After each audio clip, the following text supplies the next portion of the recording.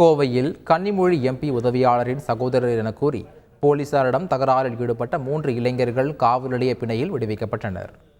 கோவையில் கடந்த 1ஆம் தேதி இரவு போக்குவரத்து போலீசார் வாகன தணிக்கையில் ஈடுபட்ட போது காரில் மதுபோதையில் வந்த இளைஞர்கள் தகராறில் ஈடுபட்டனர்.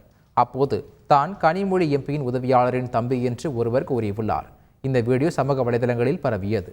இதையடுத்து தகராறில் ஈடுபட்ட பொள்ளாச்சியை சேர்ந்த கிரண், சிவா மற்றும் பாலாஜி என்பது தெரிய வந்துள்ளது. அவர்கள் மீது வழக்கு பதிவு செய்த போலீசார் 3 பேரையும் கைது செய்தனர்.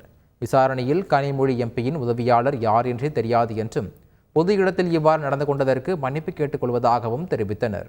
இதையடுத்து போலீசாரை பணி செய்ய விடாமல் தடுத்ததாக வழக்கு பதிவு செய்து காவல் நிலைய பிணையில் விடுவித்தனர்.